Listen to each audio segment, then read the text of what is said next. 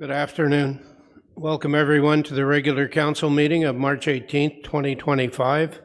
A couple of reminders for today's meeting.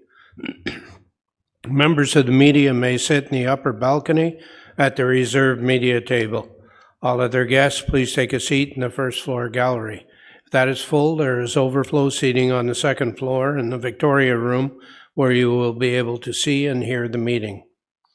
We live stream the meeting on our YouTube channel, and the recording is available after the meeting. This meeting is also broadcast Live on your TV, Cogeco Subscribers Channel 10, HD Channel 700, and rebroadcasted on Wednesday at 9 a.m. and on Saturday at noon.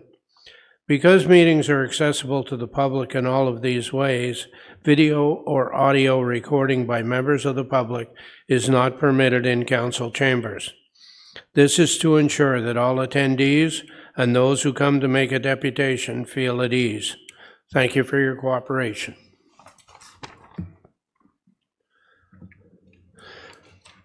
Could I have everyone rise for the singing of our national anthem?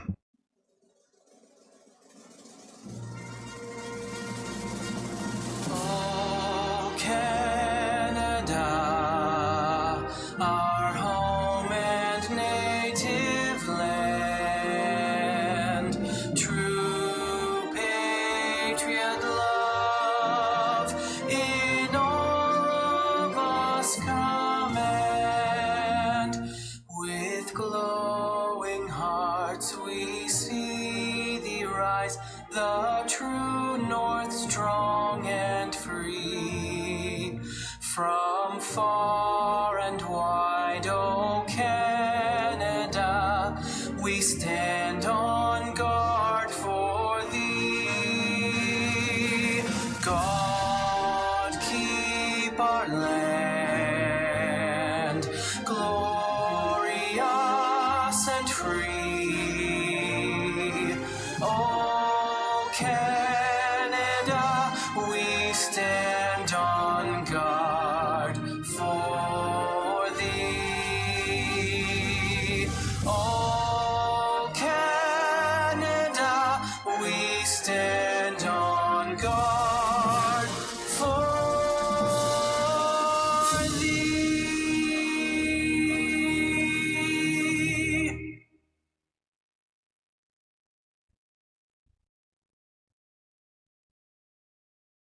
Thank you. We'll now have a moment of silent reflection.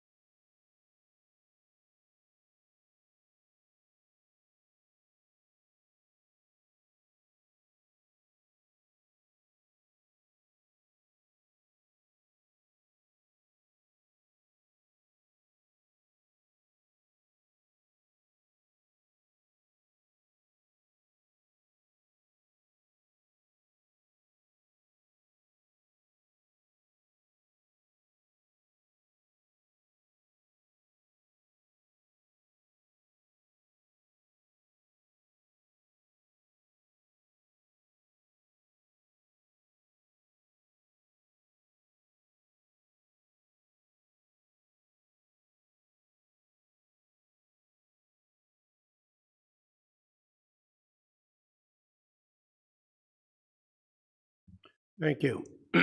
Councillor Joyce, I believe you have the adoption of the open session agenda. Yes, I do, Mr. Mayor. Moved by myself and seconded by Councillor Warren that the agenda for the open session of the regular council meeting of Tuesday, March 18, 2025 be adopted as circulated. Thank you. All in favor? And that's passed. Are there any disclosures of pecuniary interest on anything on today's agenda? Seeing none, should any arise during the course of the meeting, advise the chair and we'll deal with it accordingly. Notices and information by members of council.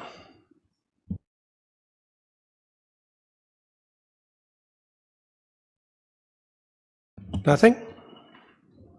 Councillor McDonald, Deputy Mayor McDonald. Through you, thank you.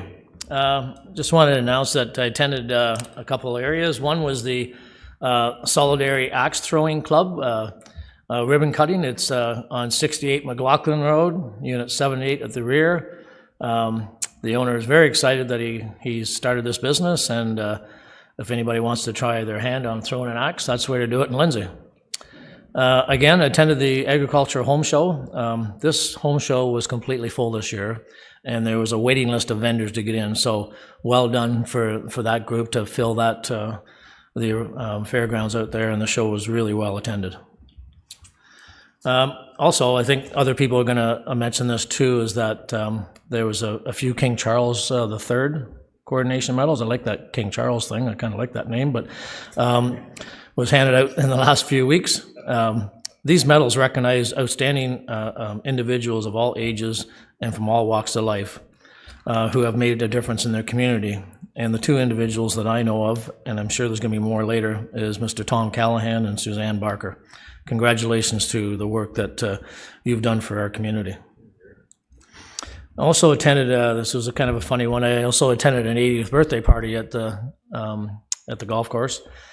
And I gave him the card that was signed by you, Mr. Mayor, and myself, and he thought that was really pretty official, and he was a little concerned because he says, this is pretty official. He says, so that means I can't lie about my age anymore. So you know what, we had a pretty good laugh, and you know what, it's the little things like that that we do, I think, that make people pretty happy. So you had a great birthday. And I got two upcoming events coming. March 22nd, we got the Spotlight of Agriculture at the Fairgrounds on Angeline Street South. Get your tickets, going to be great. And also on April 5th, we also have the 2025 Chamber Gala Awards at Victoria Park Armory starting at 5 o'clock. Again, get your tickets. There's going to be a lot of awards given out to a lot of deserving individuals. So hope to see everybody there. Thank you. Thank you. Councillor Joyce. Thank you, Mr. Mayor, and through you. Last week I was at the Dragonflies Breast Cancer Survivor Group, and if you're not familiar with this group, they do a terrific job with members in supporting women with breast cancer, and they also do phenomenal charitable events to collect money, to donate to hospitals, equipment to hospitals. They do many wonderful things, and the latest is an Elbows Up sign for $20. It's a win-win. It's, you know, you show Canada proud, Canada strong, and it goes to a great cause.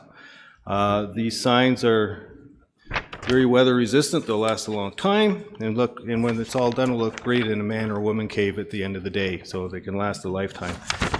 To get these signs, you please contact Nancy Hanna, who's one of the organizers of the Dragonflies. Her phone number, and I'm sending out an email circular reflecting this, is 705-928-5928, or you can email Nancy at Nancy Hanna, and Hanna is spelled H-A-N-N-A, so Nancy Hanna 1, all one word, at hotmail.com. So I encourage everybody to buy a sign, plant it in your lawn, and show Canada strong, Canada proud. Cheryl in the clerk's department also has them. Oh, there we go. Yeah. Also, moving on to my monthly library update. Please. Yeah. More. Earth Day is coming up on Saturday, April 19th. In honor of Earth Day, all branches will be hosting an invention lab where participants will create art and useful items from materials found in the recycling bins. This hands-on program, designed to encourage the importance of recycling and reusing, also provides an opportunity for community members of all ages to explore their creativity. The library will also offer an Earth Day bingo sheet. Similar to a traditional bingo game, this version has an eco-friendly twist and containing an activity, fact, or task related to sustainability, nature conservation, or environmental awareness. Additionally, on Saturday, May 10th, the library is partnering with the bird-friendly Peterborough and Kawartha Lakes to celebrate Migratory Bird Day. Throughout May, a variety of activities are scheduled to increase awareness about migratory birds and the importance of creating bird-friendly environments. Events will include guided bird watching that invites participants to join local bird watching experts for a guided walk through nearby natural spaces to observe and learn about migratory bird species. It will not be in all libraries. It will be in Coboconk, Dalton, Dunsford, Fenland Falls, Kinmount, and Omemee. Additionally, workshops for adults and the children in Norland and Lindsay branches will teach participants how to make their yard and buildings more welcoming to birds. Tips on creating habitats, planting native species, and understanding the needs of migratory birds. A shared spaces presentation involving well-known local birding expert Rob Stavinga, who will speak at the Lindsay branch on Tuesday, May 20th. Rob will present a 12-step set of strategies to making your backyard safe and welcoming for birds. And lastly, all branches will offer a fun bird-themed origami workshop on Saturday, May 10th. All members of the public are invited to your local branch to learn how to transform a sheet of paper into a bird. Thank you. Thank you. Councillor Richardson. Thank you, and through you, I want to give a shout out to the Fowler's Corners and District Alliance Club, who will be celebrating their 40th anniversary coming up on Saturday, April 5th. This group is phenomenal when they do fundraising to help local initiatives. Also at this time, I do want to also congratulate all the recipients in the Kawartha Lakes receiving the King Charles Coronation Medal. These are great news stories that we've seen right across our communities. I actually had the opportunity to nominate Oakwood's Nancy Hanna. Nancy is the breast cancer survivor who has needed to do more, and she's founding member of the Lindsay Dragonflies Breast Cancer Support Group. And leading this group has raised over $1.7 million for our local hospitals and equipment, and they're absolutely a driving force. And it's so well deserved to see the inspiration from this group of ladies, and especially Nancy being at the helm. And it just shows you the commitment to volunteerism in our communities, and it's well done for all the recipients across the Kawartha Lakes. On Saturday, April 5th, the Janetville Community Center is hosting a tropical plant and succulents workshop from 10:30 to 12:30, and you see social media to register. And there's a lot of scuttlebutt out there regarding Easter events coming up, community cleanups coming up, so keep your eye on the community social media posts for the coordinations of some of these events are coming up, because it really does make you feel part of a community. And also, don't forget the Easter Food Bank will be looking for donations. That's it. Thank you. Thank you. Councillor Warren. Through you, Mr. Mayor, and I also want to celebrate Anna Dare, who received the King Charles III Medal. She is a volunteer extraordinaire in Bobcaygeon, so I'm so glad that she received one. Tomorrow, there is going to be a health fair, Seniors Health and Wellness Day at Aspira Retirement, and it's from 10 to 3, and there'll be all sorts of information for seniors. There'll be community care will be there, fire prevention, public educator, all sorts of different kiosks. So that will be tomorrow from 10 to 3, and then on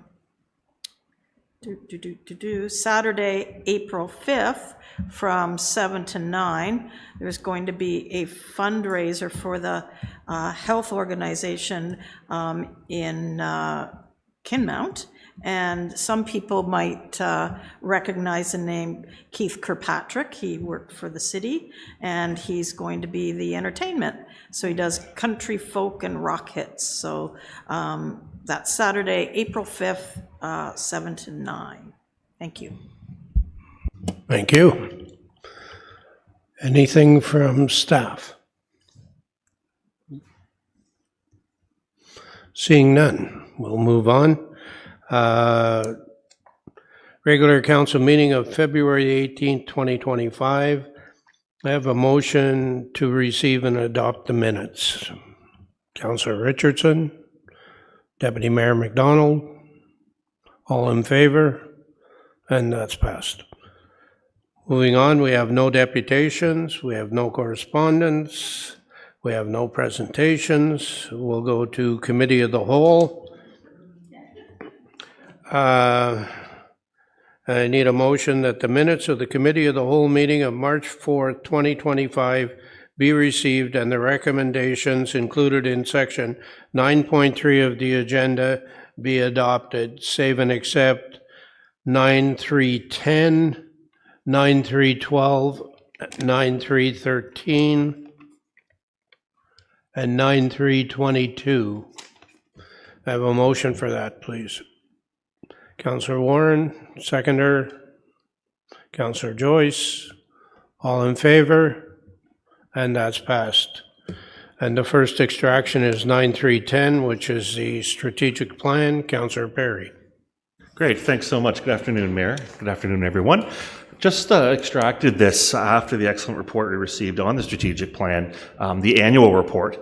And I've raised it simply because I know when I recall at the time that we adopted the strategic plan, measurement, results were top of mind in the discussion around the council table, and reporting back for transparency and for our due diligence as council. So I thought I'd put on the table that to give it an annual report, it won't be back until this time next year. Would we perhaps like to have an interim update? Say, I looked at the calendar to see what the quarters were like, say perhaps at our August meeting heading into the fall, and then into the new fiscal year. So I just put that out for council's colleagues' consideration.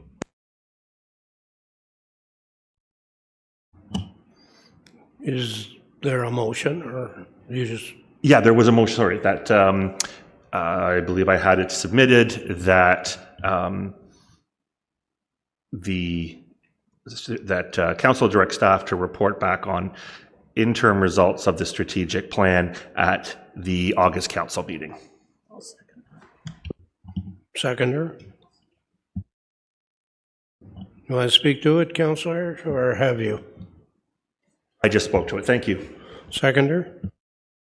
Yes, through you, I think that's a good idea. I have reached out to Brenda Stonehouse because I noticed that there were a couple of things that were not correct, and I asked her, so how do we, correct things in the strategic plan? She just, well, call me, right? So I did, and some things got moved around and changed a little bit, I think. So I think it'd be good to have that update in August. Thank you. Councillor Richardson. Maybe just a question based on that. When we did receive the report, I believe there was close to 170 different actions within the strategic plan. And I'm just wondering, and you've just said that there were some errors that you fleshed out. How much staff time would that take? Like if you were to do it like in a, halfway through the year and we just received it already in March, like does that timeline make sense to be able to show any movement in those statuses and progress? CAO. So through you, Mr. Mayor, so this was actually the first full year of fulsome reporting back on the status of the Strat Plan initiative. So the initiative takes time, like anything else. It was probably a month's worth of sort of pulling data and bringing in information, and quite frankly, some of the time was just structuring the reporting. And I think it is necessary, at least in terms of an annual report. I think I understand sort of what the sort of question is mid-term. I don't think we would be adverse necessarily or have the resources to doing a mid-term report.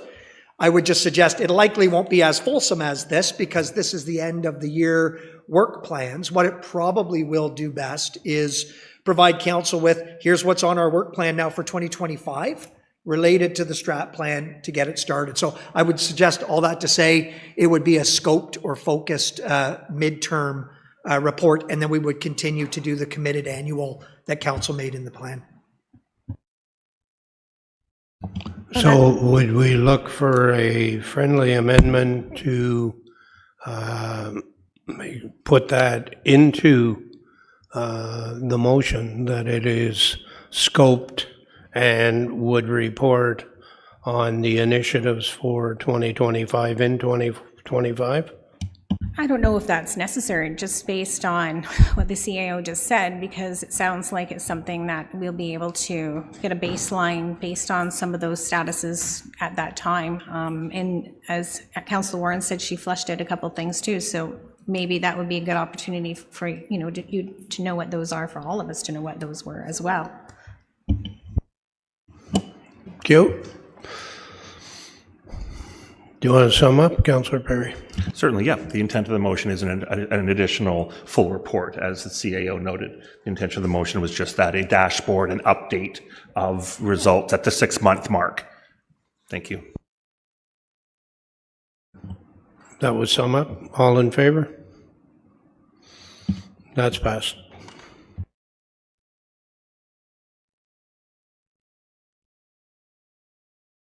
There's a receive included in that, by the way. But yes, there is. Thank you. Moving on. Item 9312, which is request to purchase a portion of road allowance. Councillor Warren.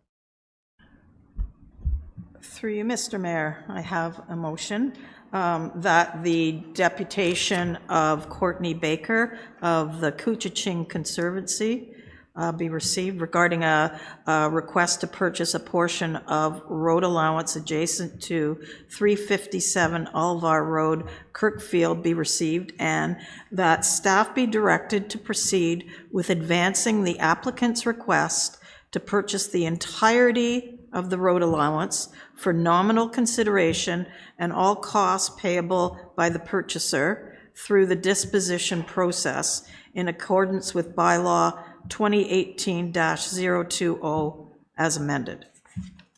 Okay, is there a seconder for that? Councillor Perry, you want to speak to it? Just briefly, I think they made a good deputation, and it makes sense what they're asking, and staff, I talked to our solicitor, and she felt that was good to go forward. So I worked with staff around the resolution, so they're in favor. Thank you. Thank you. Councillor Perry, you wish to speak to it? Anybody else? I think it's a good motion. I think that, you know, we don't, even though it's going to create a bit of an odd lot, the conservatory is not going to be building on it anyway. So I think it's, and them taking it, it will be in good hands for many, many years. So I think it's a very good motion and a very good thing to do. So calling the question, all in favor? And that's passed. Moving on to 9313, which is the provincial energy procurement. Councillor Warren. Through you, Mr. Mayor, and I'm going to move it as it's written. I think it's great. I'm thanking council that it went through committee of the whole. I just extracted it so the public can know what's happening with that. It's been very interesting because within the last week, I've had 2 calls for solar developments. So knowing that I'm a proponent of that. So I thought that was interesting. So I just wanted the public to know what's going forward. And so should an energy developer wish to pursue an energy project in the city of Kawartha Lakes, they would need to receive written support from the city, i.e. the MRSPS. It is important to note that this MRSPS is a moment-in-time expression of support. They are not binding final approvals and do not guarantee the province would award a contract. Typically, these would be issued on a case-by-case basis via resolution from council. This process provides council with oversight of each potential energy project, which we haven't had previously. So the province has opened up to have all sorts different types of energy developments come forward. As noted in the AMO toolkit, there is an option for council to pass blanket resolutions. These resolutions would provide support for various types of projects, wind, solar, gas, etc., and delegate decisions to staff, but we are not doing that. We are, as a council, deciding to have input into the process. So I'm very happy that this has come forward and that we are open for business in certain energy developments, not all that some people dislike, but we can look at them as they come forward. So thank you. Thank you. Councillor Richardson, are you seconding? Sure. Thank you. Go ahead. Thank you, and through you. Well, some of us don't like all the energy procurements, as you would say.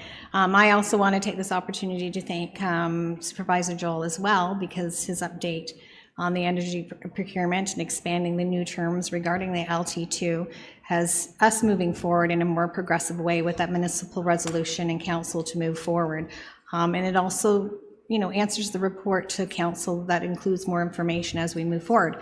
And we are talking about the different energies, as you have said, through the bid process, such as gas, nuclear, hydroelectric, solar, wind, and biomass suppliers. So at the end game, we've, said we were willing to listen, and then at the end of the day, we're also able to make some decisions moving forward for our community. So thank you. Thank you. Anybody else? No? Okay. So the motion is to receive and that council consider energy procurement projects and issue written support through municipal resolution in support of proposal submissions on a case-by-case basis. All in favor? And that passes.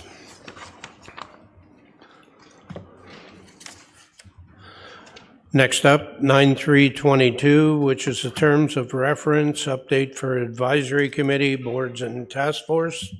Councillor Perry. Great, thank you very much, Mayor. This stems from the discussion we had at Committee of the Whole, and as I've had a chance to reflect, and CEO Taylor and I had a back and forth on this agenda item this week. I was able to talk to Councillor Richardson briefly, as well as Deputy Mayor McDonald and Councillor Warren. Just with this particular item, I just fear that if we are going to take away, there's a unique opportunity here, I find, Mayor, to be able to expand and strengthen points for resident involvement, rather than kind of centralize them and reduce them and control them in the center.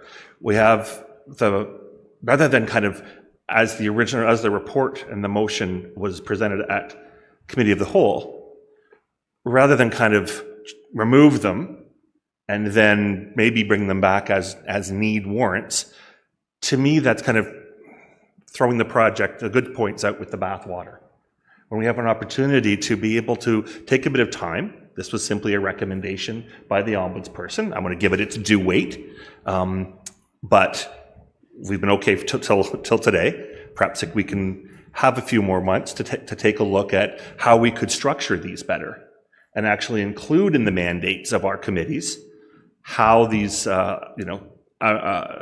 updated terms of reference to permit working groups or subcommittees, and provide some direction and some terms in terms of making sure that they have open meetings, requiring them to report participants to the clerk's office in terms of who is involved, addressing the concerns or suggestions of the ombudsperson that way, rather than simply throwing out working groups and subcommittees writ large, except by later demand or request.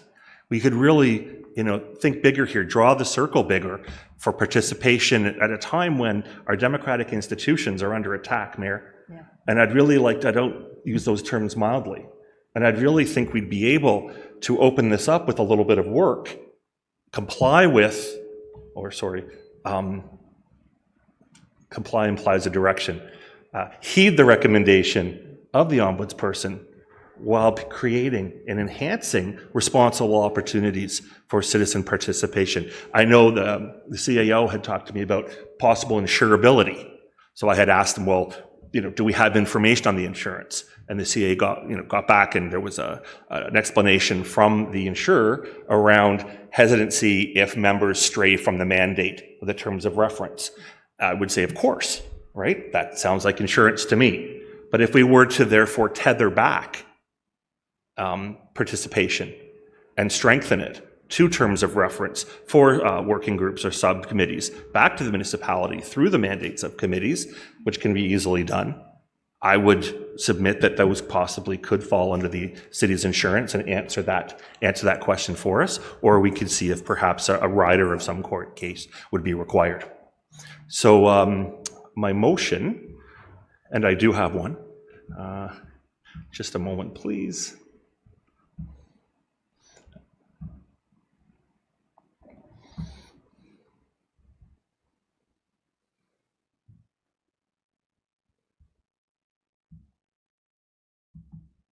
I'm having trouble. There we are. My motion would simply be that the establishment of working groups or subcommittees or working group meetings not be removed from the terms of reference for all advisory committees, boards, and task forces, and that the clerk's office be directed to propose options to ensure that working groups and subcommittees and working meetings established or held by advisory committees, boards, or task forces are transparent, duly mandated, membership accounted for, and have appropriate record keeping, and report those options back to council by the end of Q2, which is the end of the summer. Right. That would be my motion. End of June. June, isn't that, what did I say? Summer. End of summer. I don't want to take away any more summer than the little bit we have. So that would be my motion on the floor for our consideration. Thank you, Mayor. Thank you. Is there a seconder? Councillor Warren, do you want to speak to it?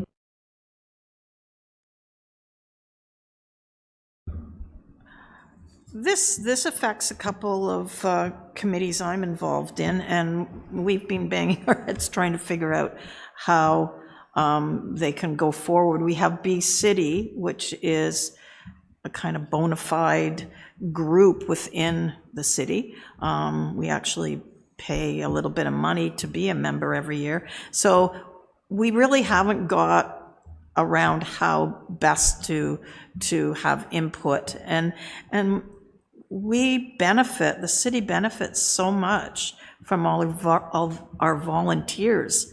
And I'm wondering if we should reach out to, organizations like the Kawartha Community Co-op.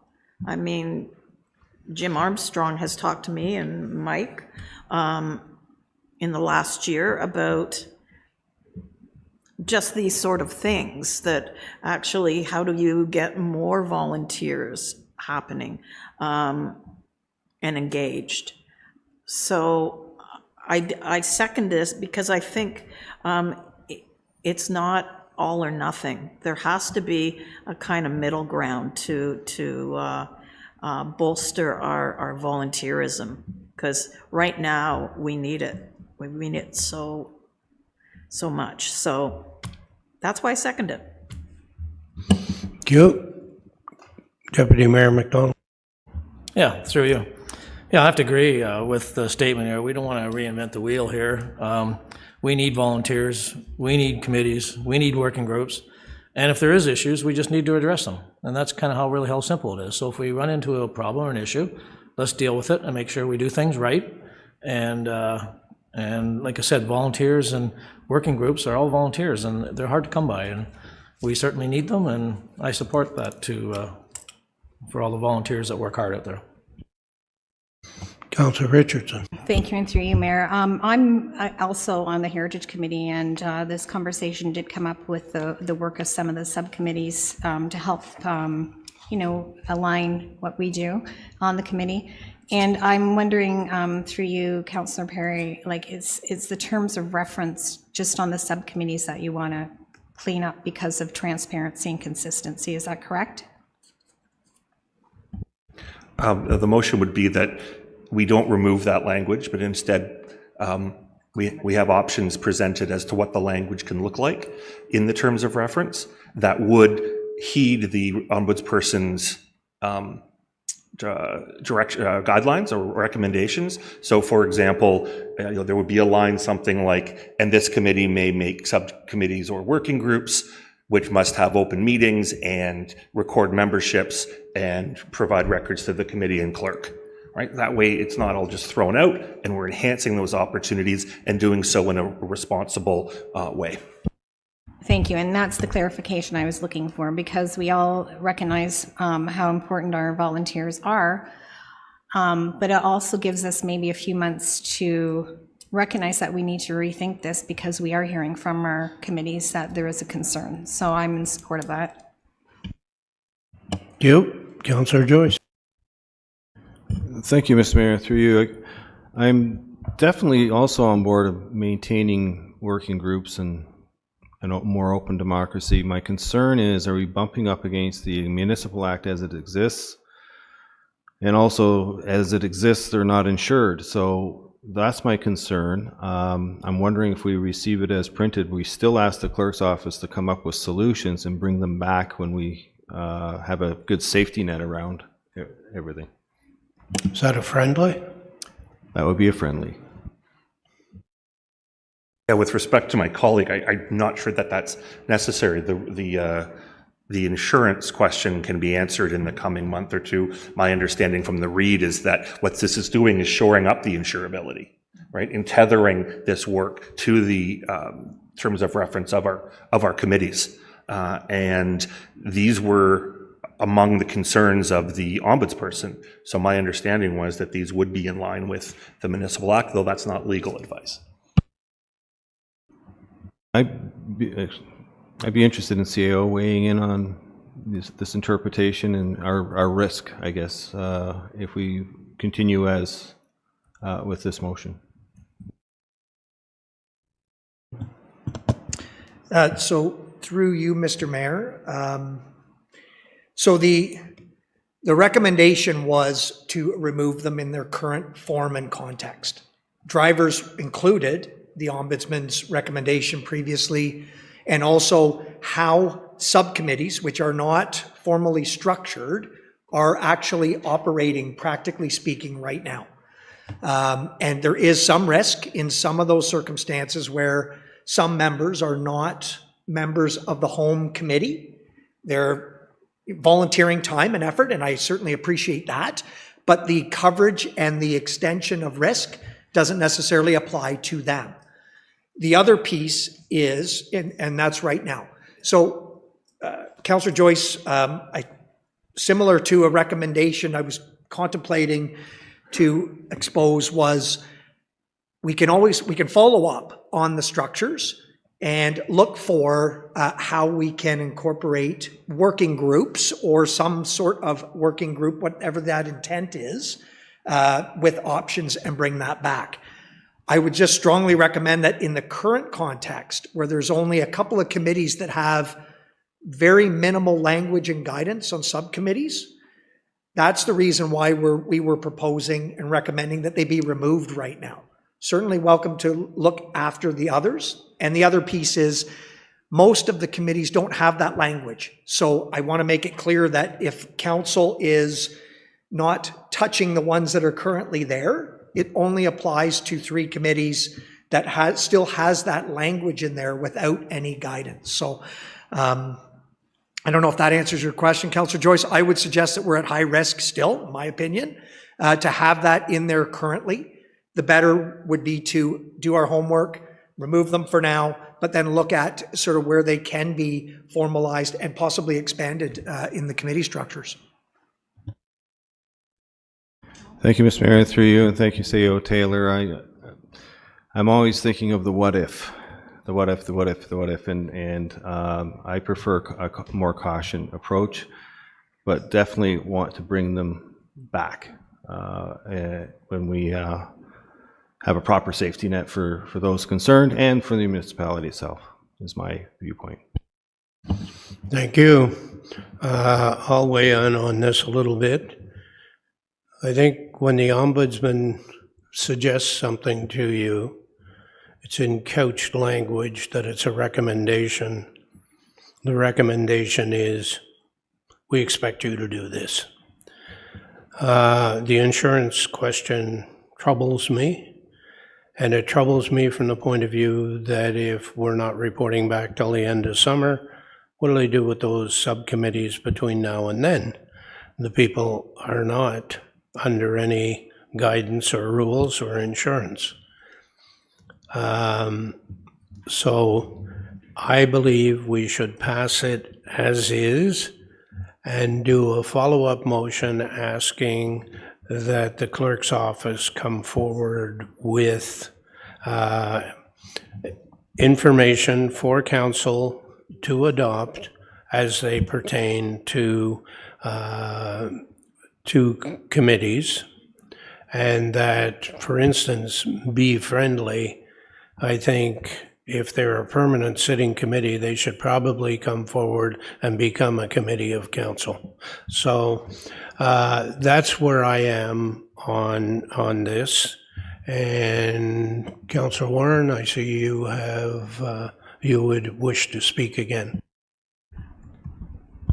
Through you, Mr. Mayor, and I agree with you. I mean, the ombudsman, I guess this happened 2.5 years ago, so, you know, it's taken some time to percolate, but I'm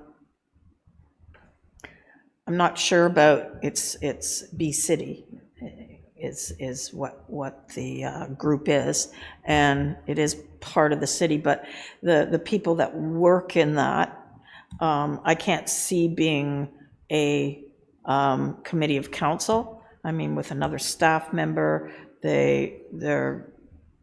I just don't see that happening, but maybe they can be, you know, with a little bit more work, we can have them,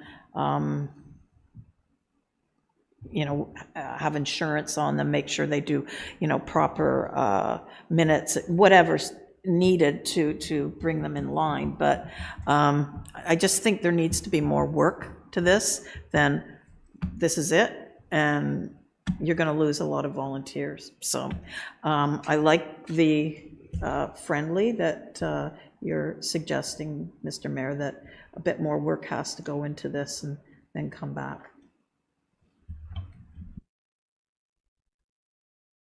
Councillor Perry, did you want to sum up? Sure, I'll just, start by, again, CAO used the term high risk right now.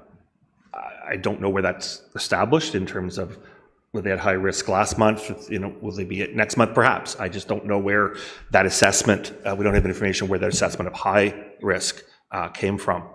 Also, Mayor, you talk about the couched language of the ombudsperson. In law, we always assign usual words with their plain and ordinary meaning. So recommendation, that's what the report says. And, if it's something stronger than that, perhaps we should take a look. But that said, I don't want to put anyone at risk. And I know the city doesn't want to either, especially when volunteers are in play. Even a modicum of risk, which kills me because insurance companies are ruling the world these days. Exactly. But that being said, I hope we're not using an abundance of caution.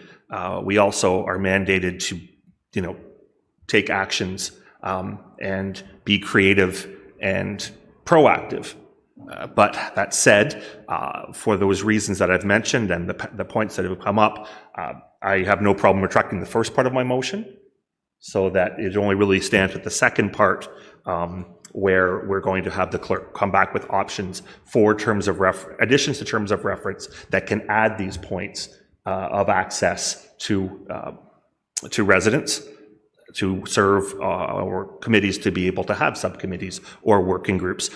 Committees of council are highly centralized. They're seen by many people as the city, capital C, and not a place for necessarily the informal engagement that many citizens, rather residents, are looking for.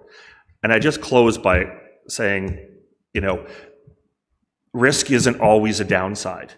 Risk too often today, I find, is being informed by the tragic what if scenario, right? And that doom and, the worst case scenario sometimes substitutes for wisdom. The opposite of risk in a valid risk analysis, of course, is opportunity, right? Nothing wagered, nothing gained, as they say. So I really see that opportunity here to expand, and I know my councillor colleagues do too, but that sounds around the table, expand opportunities for civic engagement, which we so need now. So I will remove the first part of my motion and simply move that. Clerk, do you need me to restate part 2?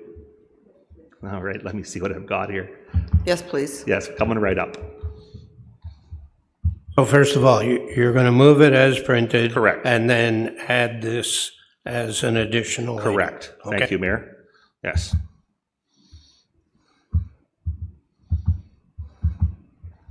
Great. And so my revised motion will be that the council direct the clerk's office to propose options to ensure that working groups or subcommittees or working meetings may be held by advisory committees, boards, and task force within their terms of reference, and that they be directed to be transparent, membership accounted for, and appropriate record keeping. And those options being reported back to council by the end of Q2. Q2 or the end of summer? For March, April, May, June. Yeah, end of Q2. That's End of June? Okay. Thank you. 'Cause you had- I did say summer. Thank you, Mayor. Okay. Fine with that. Seconder is fine with that? Okay. All in favor? And that's passed. Madam Clerk, are you fine with that? Okay. Thank you. Moving. Can I just bring up a little bit point why we're still on this extraction? I just wanted to take the time to recognize the comments to the Committee of the Whole from Councillor Joyce and Councillor Perry regarding the Heritage Work Group. And I just wanted to provide some feedback saying that the committee will provide comment on ongoing city initiatives, including the Indigenous Relations Framework. And I wanted to make sure that most councillors were fine with that. Thank you. That concludes Committee of the Whole. New move to Planning Advisory. And the motion is that the minutes of the Planning Advisory Committee meeting of March 5th, 2025 be received and the recommendations included in sections 10.3 of the agenda be adopted. I have a mover and seconder, Councillor Richardson, Councillor Warren. Any comments or questions? Seeing none, all in favor? And that's passed.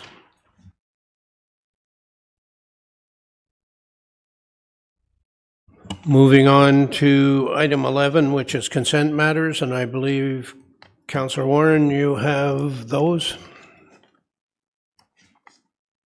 I do, through you, Mr. Mayor. Moved by myself, second by Councillor Perry, that all the proposed resolutions shown in section 11.1 of the agenda be approved and adopted by council in the order that they appear on the agenda and sequentially numbered, save and except items 11.15, 11.1.7, 11.1.12. Thank you. All in favor? And that passes. First extraction is 11.15. Councillor Perry.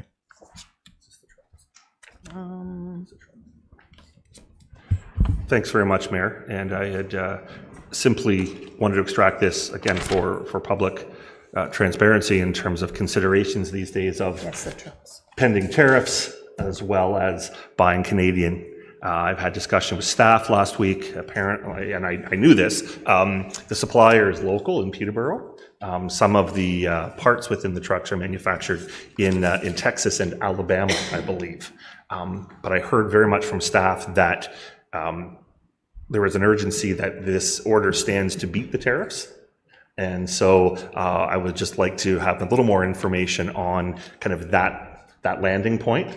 How are we assured? And further to the motion for Committee of the Whole, an assurance that these type of tow and vehicles, axled vehicles, are going to be included in the review that's been mandated by staff for options around buying solely Canadian moving forward. Thank you, Mayor.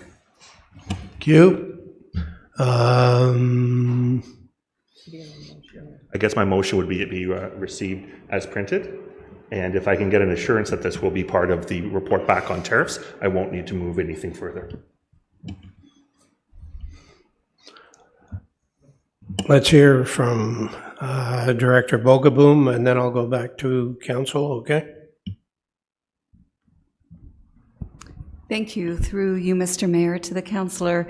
Yes, in conversation yesterday and your memo as of March 4th, it is anticipated we will bring forward both capital and operating in that tariffs perspective, and giving us until June will give us time to know what the federal government and province is maybe thinking, maybe not thinking, and we'll follow suit and explore other options and bring those forward to council. So yes, trucks would be included in that motion.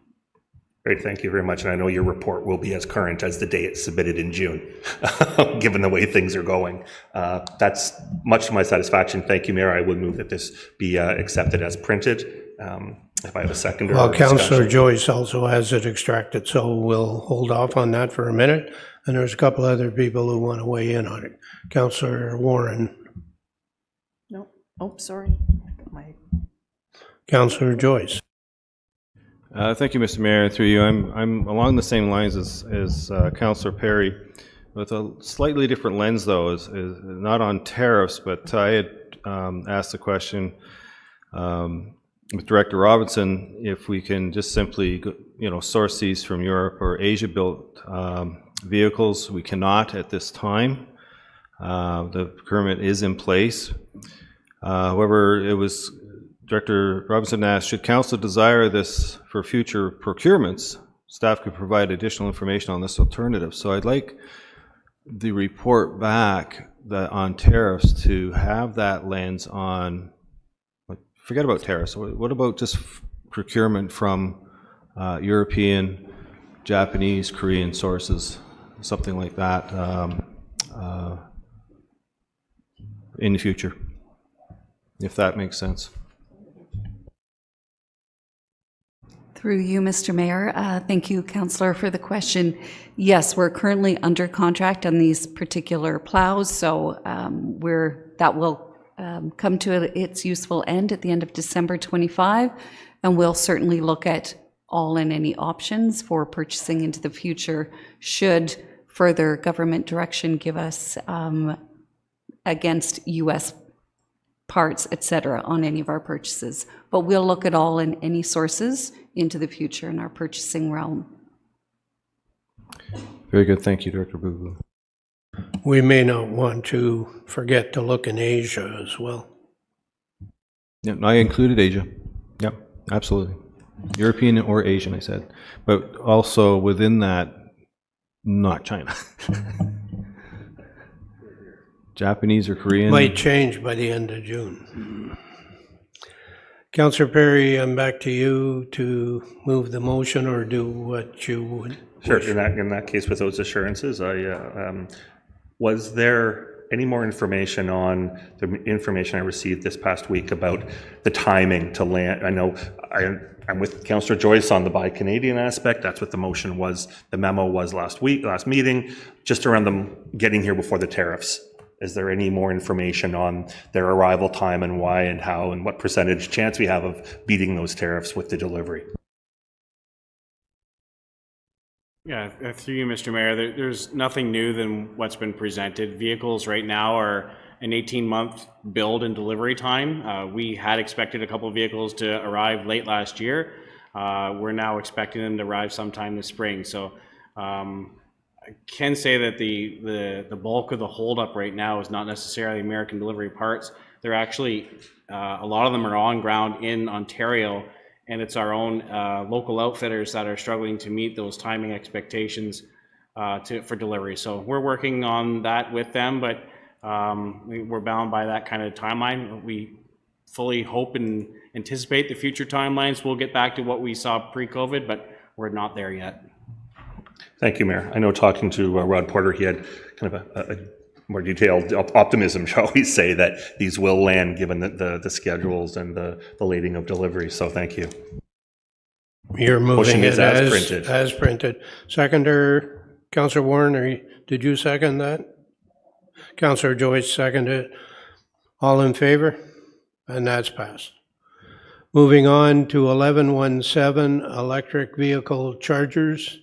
Deputy Mayor McDonald. Thank you, and through you, Mr. Mayor. I'd like to make a motion today to move forward to the alternate consideration, which is the investment of the EV charging units be postponed to the future year and incorporated into the Reveille capital budget, deferring the $450,000 installation cost to 2025. And if I have a second, I'd like to speak about it. Sir, Counselor Joyce. Yeah, thank you.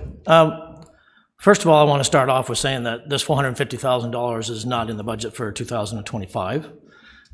There is no grant money available, and maybe next year there will be, but who knows the way the world is going. And also, the city also has a pilot program going on with the hydrogen fuel cell, and I'd like to see the data on that pilot program also. There's also, we have one city public charger right now that sits at the Lindsay Rec Center. It's been there since 2017. That was put in there with grant money. It's only generated like $13,450 in 8 years. And in 2023, it's the lowest use that we've ever used on there. Not a great investment for taxpayers, like a white elephant as far as I'm concerned.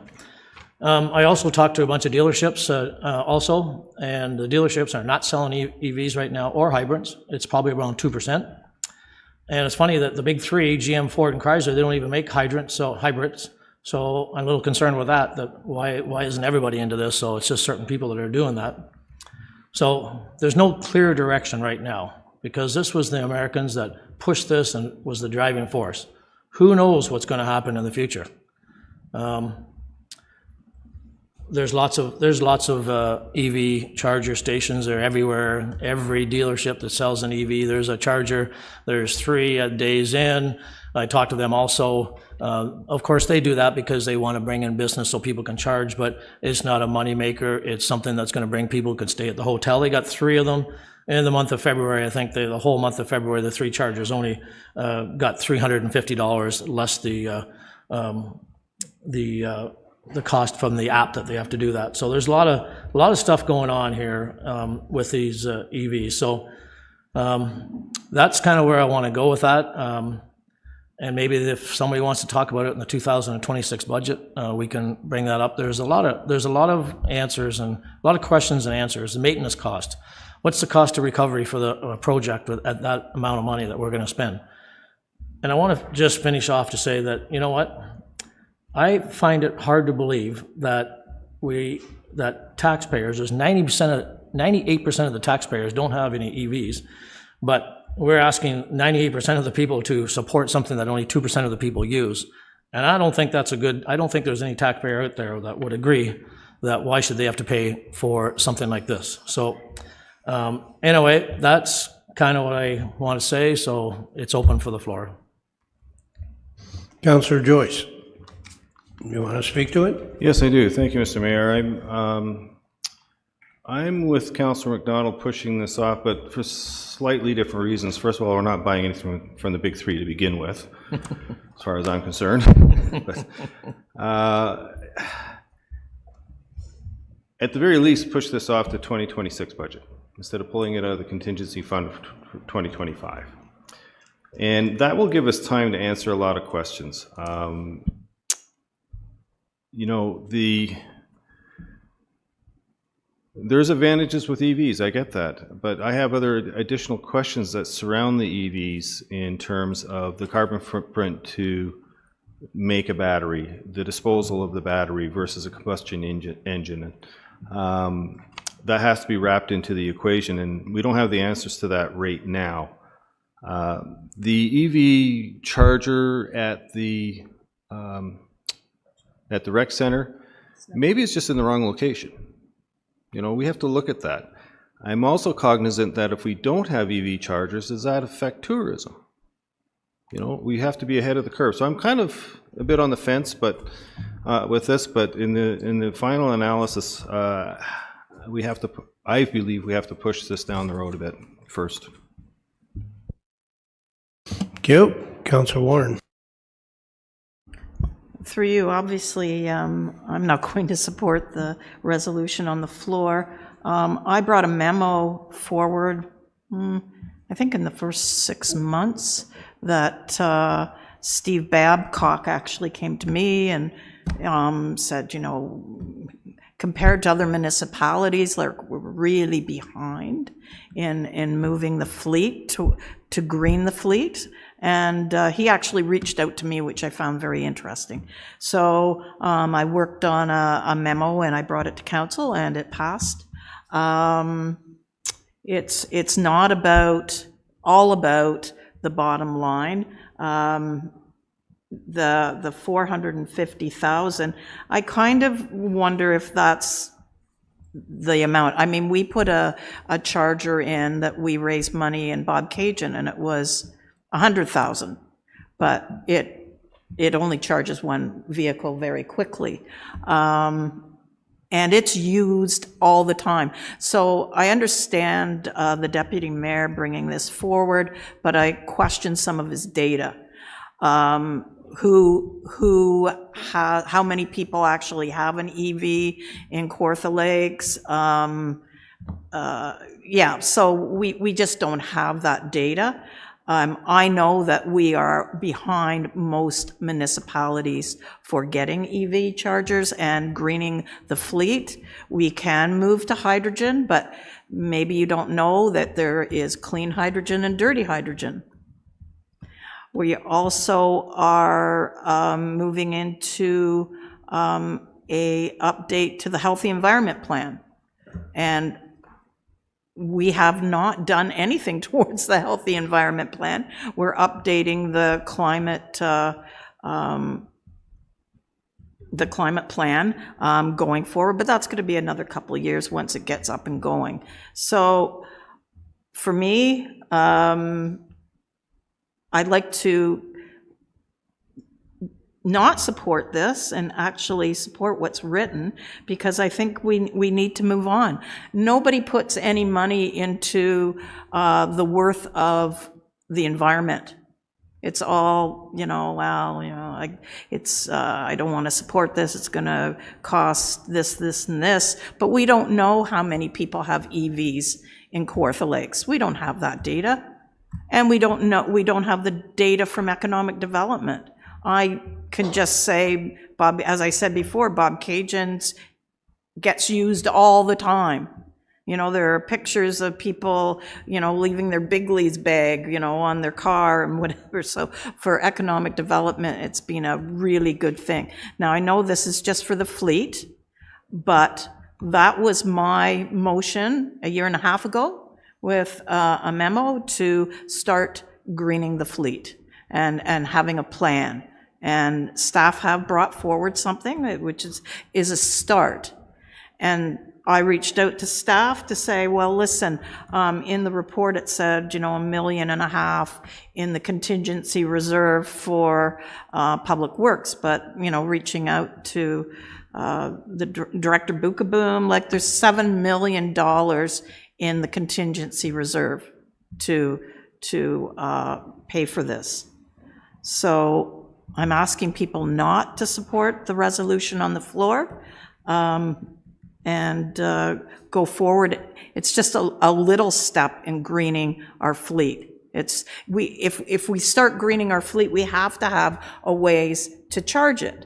Now, it's going to be downtown, and I talked to the CAO.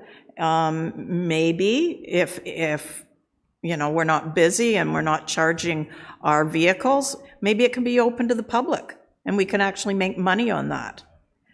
So the other thing is, I know from talking to the chair and vice chair of the Environmental Advisory Committee, who both have EVs, that they pay very little in maintenance.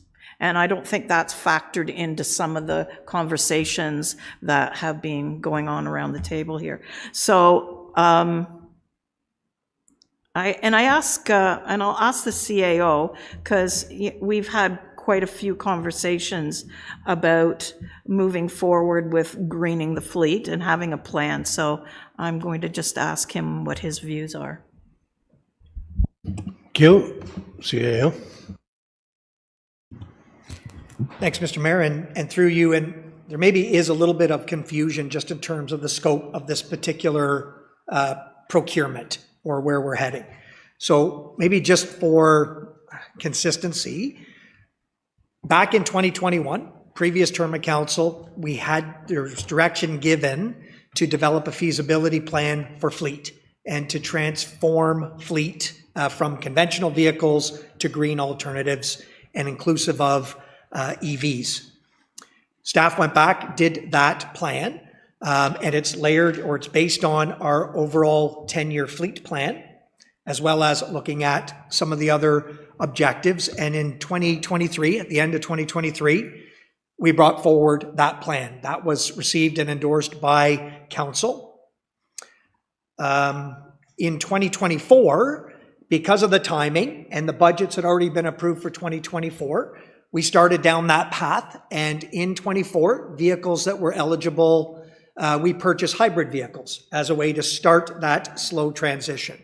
And that's why some vehicles were done that way in last year's budget.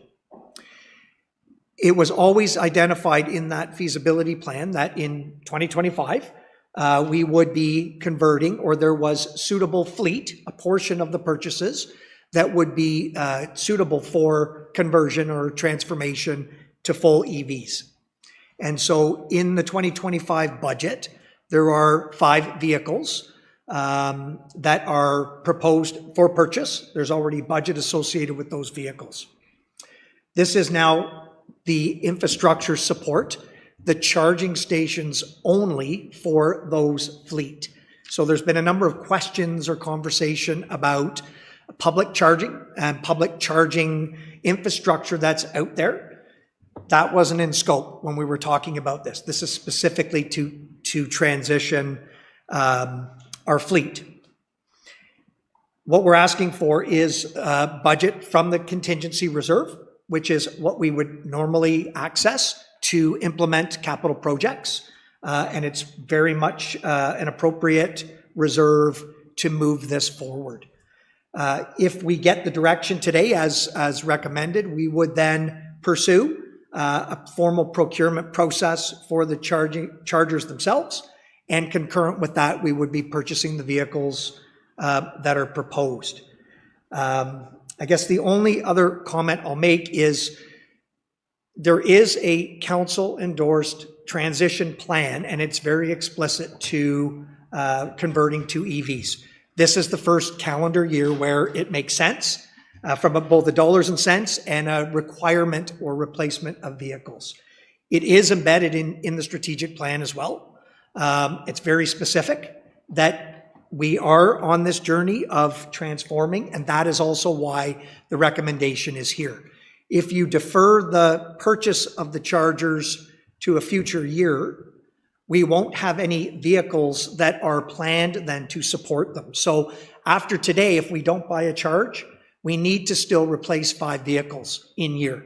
So we would be going to some other vehicle entirely, and that would then prohibit, I would say, substantively converting to any EVs in a future year. We're looking at about 4 to 5 years out, 4 years out, where that demand would be there again. Thank you. Councillor Richardson. Thank you, and through you, Mr. Mayor. And to echo the CAO's update, I and former Councillor Bale in 2021 were one of the driving forces behind looking at how do we green up our fleet. Now, how I'm feeling today is I'm looking at the alternate resolution and that fleet greening up moving forward with the 2025 with the purchase of the parallel hybrids right now for the following reasons. I'm making my decision today based on the report in front of us. We have issues with funding opportunities. We have been able to secure some of those funding opportunities.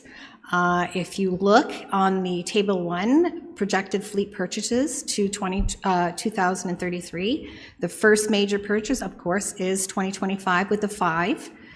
But the next subsequent bulk purchase isn't to 2029. This is where I struggle. We're going to spend almost $500,000 for 5 vehicles now. I get that we need to build infrastructure, But I don't think this is the year to do it. I just don't, just with the terms that are happening out there right now with what's going on. We know that there's some issues with the federal government all of a sudden changing how they're funding rebates for residential vehicles, which will impact municipal vehicles because we're buying from the same lots. My question is, you know, when we look at the size of this municipality, City of Kawartha Lakes, we're not just next door to each other. So anytime that we are going to transport into a different phase and greening the fleet, we also have to take in consideration that we're the second largest geographic municipality in Ontario, and sometimes that has limitations. So at this time, I do struggle with the fact of 5 vehicles now, $450,000 to charge 5 vehicles when we're not going to move forward until 2029 with additional vehicles.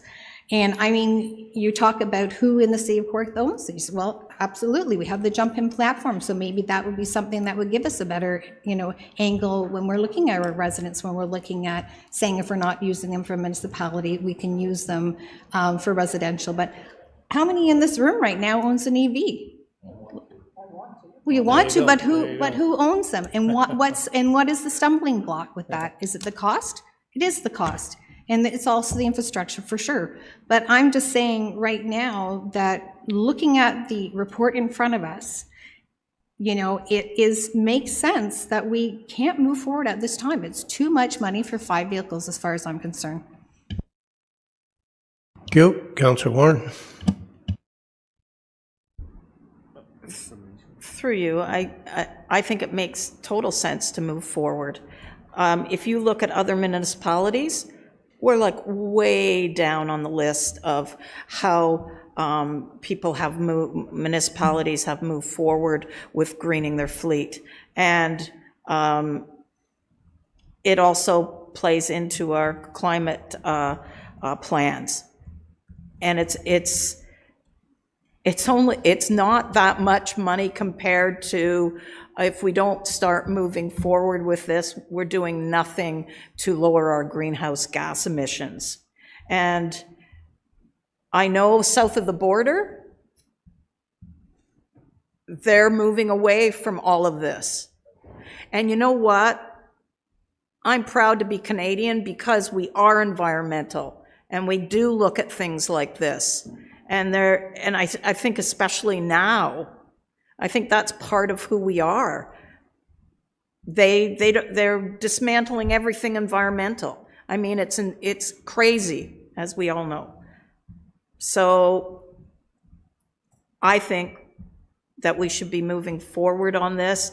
There is more than enough money in the contingency reserve. When I read the report, I thought there was like $1.5 million, but there's $7 million in that reserve to get this going, to start this. And maybe we do need to actually add more instead of, you know, this now and not till 2029. Maybe we should be. You made a very good point that there should be more. And hydrogen's going to be, a hydrogen fuel cell will be years from now.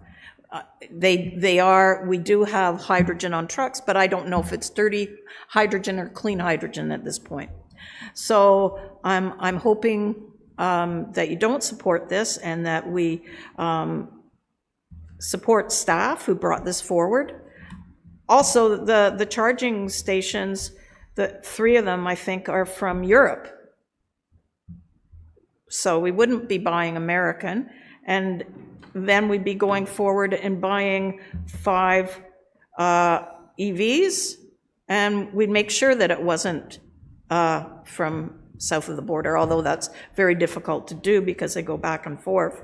So I'm going to ask you for a recorded vote when this goes forward. Thank you. Thank you. Councillor Perry, did you want to say something? Sure, I'll just wait in. I mean, Deputy Mayor McDonald and I talked about this week, had a good candid exchange, and resolved to listen and think more about each other's arguments and points. The more I've had to think about that and to look at the report and review, this is 2 public chargers. Sorry, not public chargers. No, but I want to scope this, as the CEO said. It's for the fleet to which we have committed to have 5 electric vehicles, and they need that infrastructure. And then more, as Councillor Richardson, you noted, will come online as per the plan that we have for greening the fleet.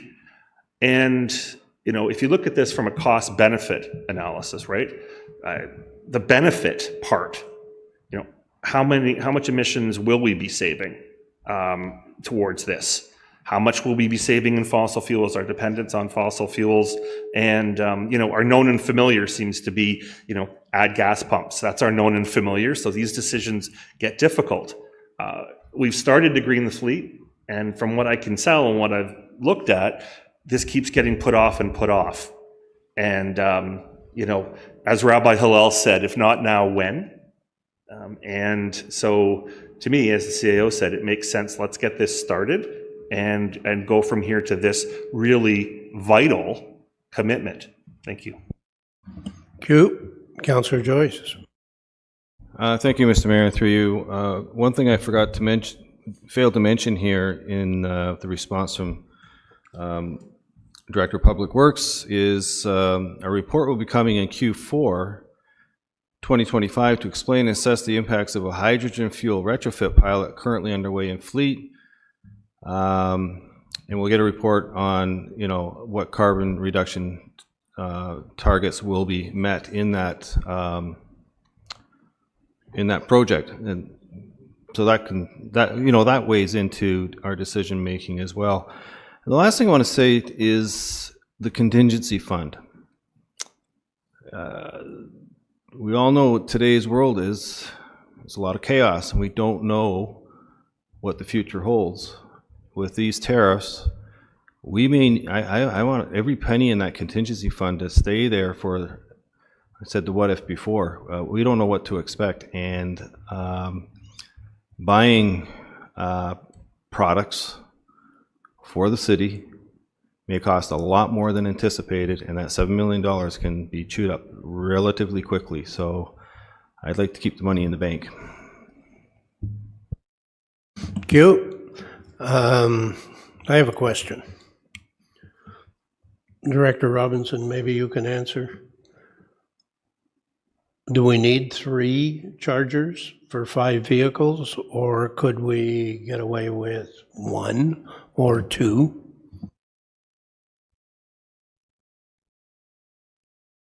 Yes, through you, Mr. Mayor, that's a difficult question to answer. At the end of the day, what's proposed right now is to put in a single dual bank charger. So it'll have 2 chargers, it'll charge 2 vehicles at the same time.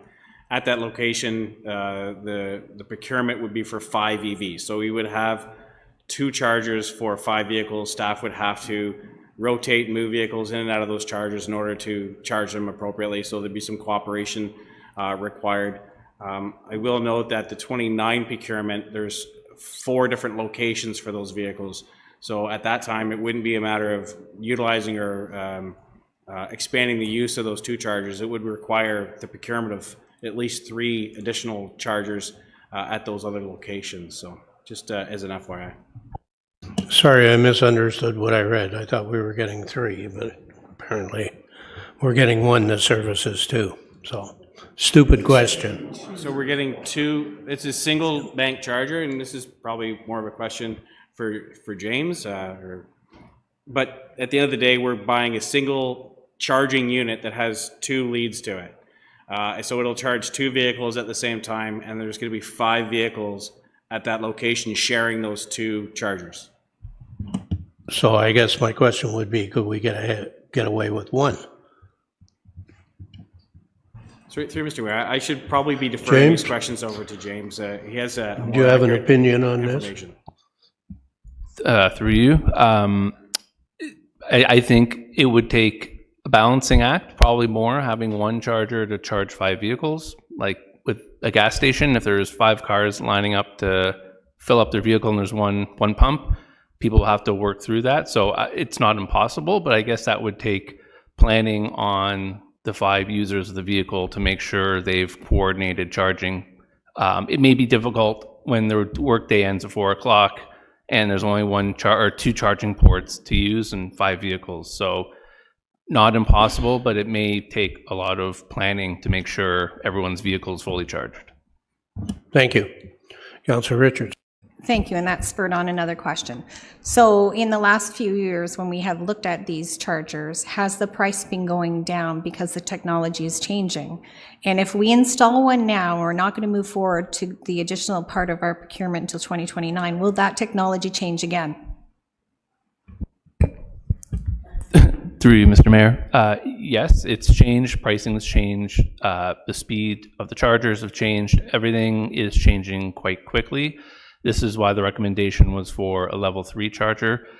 If technology changes again, we'll be riding the curve. If we were to get a lower charger, that could become obsolete quite quickly. Also, the charging speeds is much slower, so it would take, again, even more planning to charge all the vehicles. So it's hard to say where the pricing will go in the next few years and where the technology is going, but from my conversations, things are moving quite quickly. So installing a level 3 keeps us moving in the right direction, but it could change at any point. Saying that, so when if you were assessing, say Fleet is assessing the hybrid vehicles, that technology has changed dramatically as well in the last few years.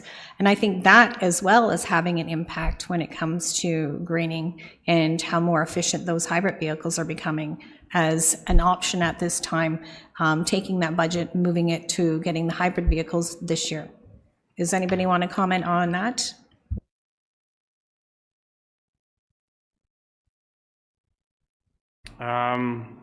Through you, Mr. Mayor, maybe get a little bit of clarity on the question, sorry. Sorry, so if we were to move to the hybrid vehicles, that technology has changed dramatically in the last few years as well. Do you not feel like that at this time, looking at that technology is definitely having an impact when it comes to greening the fleet as well?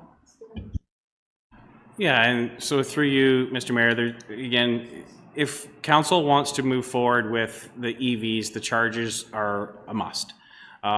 There are, as explained, different types of hybrid vehicles. Some of them are plug-in hybrids that still require the charger.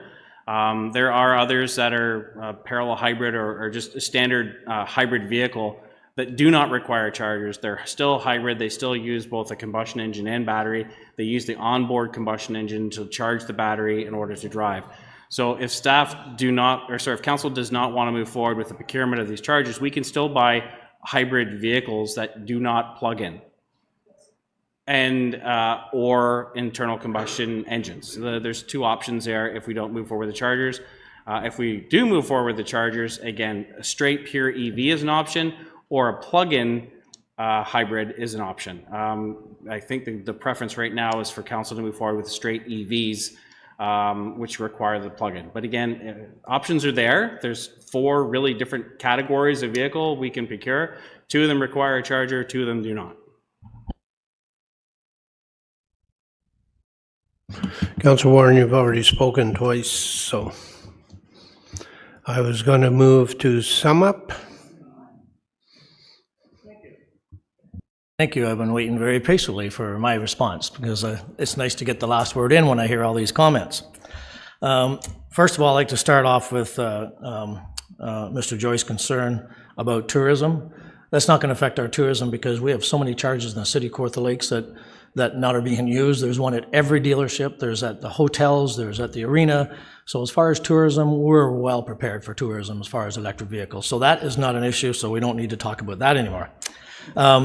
So another thing is that, Councillor Warren said that I don't have any data, but the only data she says is I don't know. I have to kind of disagree with that because I did do data. I talked to dealerships, which she hasn't. I know how many vehicles have been sold, and it's roughly 2%. Maybe, do we need to do a study to say maybe the dealerships don't know what they're talking about because they've already sold 2%. So that pretty well tells me that that's what we have is 2%. That tells me that 98% of the population around here doesn't have vehicles. And Councillor Richardson just finished saying, well, holy jumpins, has anybody got an EV here? No. But now we want 98% of the population to spend money on EVs when nobody in this room has one, which is another reason I speak for the taxpayers. So I don't really care what other municipalities do because I care about this municipality and I care about that and I care about the money we spend. So there you go for that. So anyway, I hope that answers a few of these other questions that people have. As you can see, that it's I don't think we should be spending any money at this time based on the tariffs and all the unknowns that we have in the future. Who knows where we're going to go? This could be very tough on everybody, and spending this money on something like this is a waste of taxpayers' money as far as I'm concerned. And I'm sure that there's a lot of people out there that, which is 98% of the people that don't have EVs, would probably have to agree with me. So anyway, again, I think that pretty well wraps it up. And again, like Councillor Richardson said, there is the option of buying some hybrid vehicles if that's where we want to kind of go, but taking that money right now is a waste of money, and I hope everybody agrees with me. Recorded vote was asked for. Are we clear on the motion?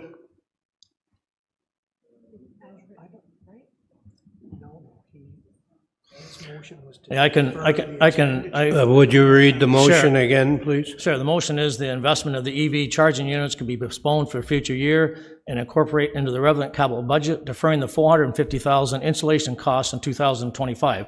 The Fleet Green Initiative can proceed in 2025 with the purchase of 5 parallel hybrid vehicles. Everybody clear? Madam Clerk, recorded vote was asked for.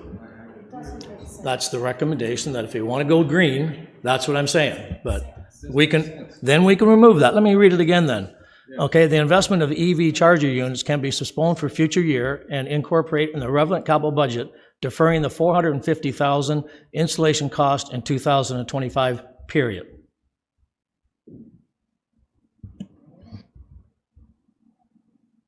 Madam Clerk. Deputy Mayor McDonald. I'm in favor. Councillor Richardson. In favor. Councillor Joyce. In favor. Councillor Perry. Opposed. Councillor Warren. Opposed? Mayor Elmsley. In favor.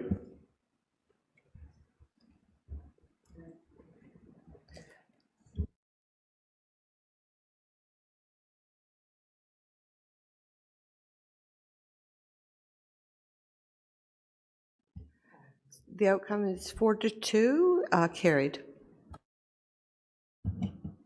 Moving on, item 11.1.2, 11.1.12, Councillor Richardson. Thank you, and through you, Mr. Mayor.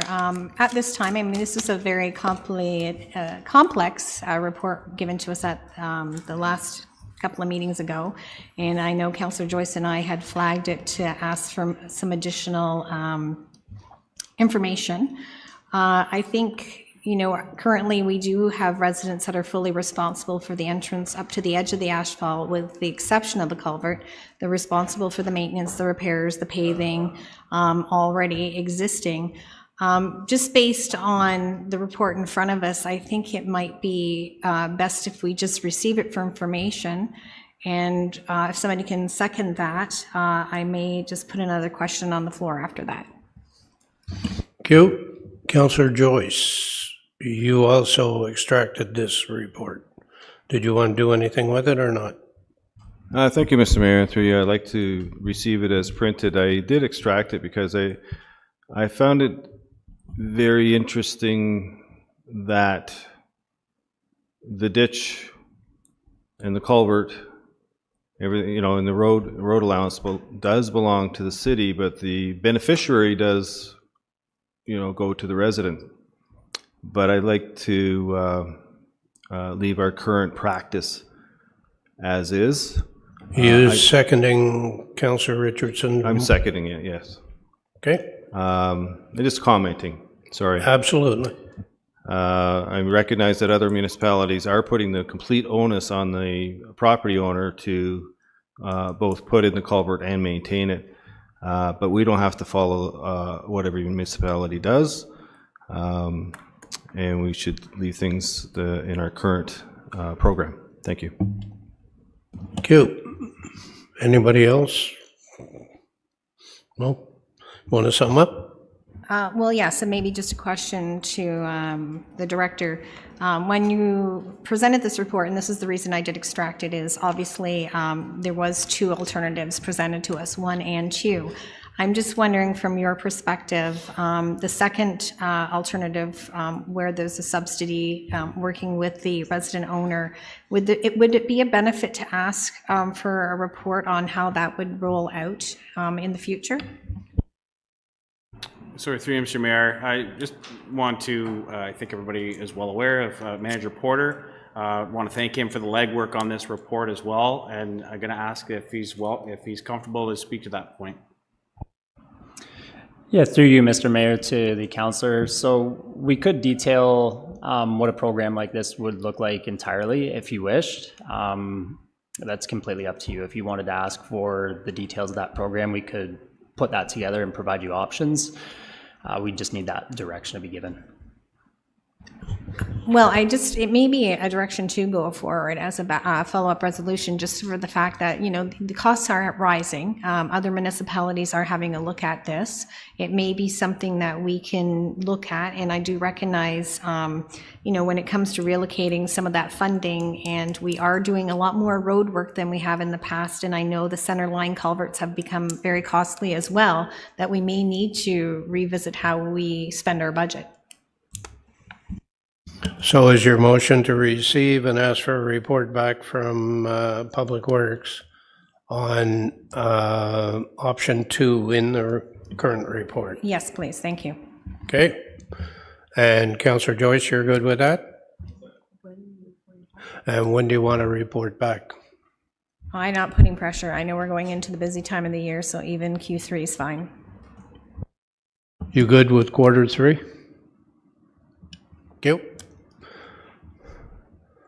Everybody understand the motion on the floor? Good with it? Okay. All in favor? And that's passed. That ends the consent portion. We'll move on to, there are no petitions, there's no other new business. Bylaws. Deputy Mayor McDonald, I believe you have the bylaws. Yes, I do.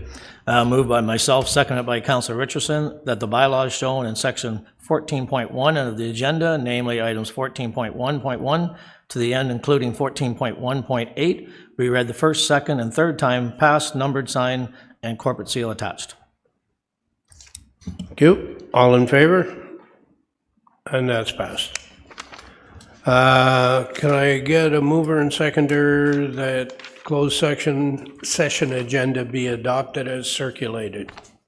Councillor Perry, seconder. Deputy Mayor McDonald, all in favor? And that passes. Are there any disclosures of pecuniary interest in closed session items? Seeing none, if any arise, advise the chair will deal with them accordingly. At this point in the meeting, City Council will go into closed session to consider the items under section 16.3 of the agenda. As per our procedural bylaw requirements, I'm asking all electronic participants in our meeting today to confirm to me by raising their hands that they are in a private room where no other persons can overhear the deliberations and the internet connection is secure and not publicly accessible. Please raise your hands, but I don't think we have anybody online, so that's moot.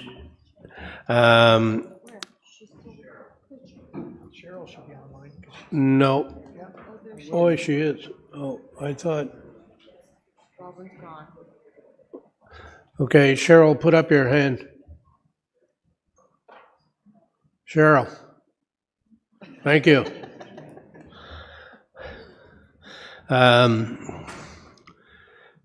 That council convene into closed session at 2:34 p.m. pursuant to section 239(2) of the Municipal Act in order to consider matters identified in section 16.3 of the regular council meeting agenda of Tuesday, March 18th, 2025, namely items 16.3.1 and 2, including 16.3.3. Can I have a mover and seconder? Councillor Richardson, Deputy Mayor McDonald, all in favor? Thank you. At this point, the meeting broadcast will now end for members of the public watching on Cogeco, your TV cable. The live stream of the meeting on YouTube and the rebroadcast will now be temporarily paused for members of the public. When closed session is complete, the live stream and rebroadcast of the meeting will resume to address the remaining open session items on the agenda. All remaining staff, with the exception of those involved within the closed session, are now instructed to leave the electronic meeting and council chambers. Thank you.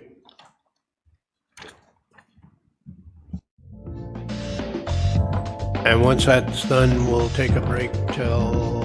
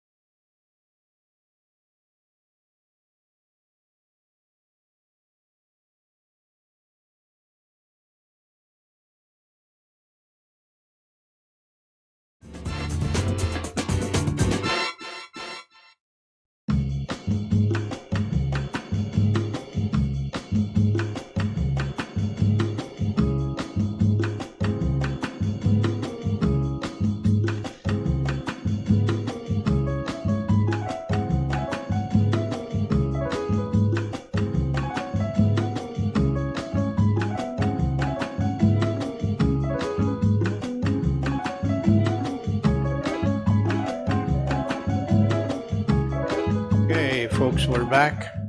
Madam Clerk, matters from closed session. Through the mayor, item 16.3.1, the confidential closed session minutes for the regular council meeting of February 18th, 2025 was adopted. Council, item 16.3.2, council received an update on service management contract renewal for Victoria Manor. Item 16.3.3, a motion is required that Lee Nguyen be appointed to the Planning Advisory Committee for a term ending December 31st, 2026. That's all. Thank you. Did you need a motion and open for the last one? Yeah. What do you need? You need that the following member of the public be appointed to the Planning Advisory Committee, Lee Nguyen, for a term ending December 31st, 2026. Mover, Councillor Richardson. Seconder, Councillor Perry. All in favor? And that passes. Councillor Richardson, you have the confirming bylaw. I do, and through you, moved by myself, seconded by Deputy Mayor McDonald, that a bylaw to confirm the proceedings of the regular council meeting held on Tuesday, March 18th, 2025 be read. A first, second, and third time passed, number signed, and the corporate seal attached.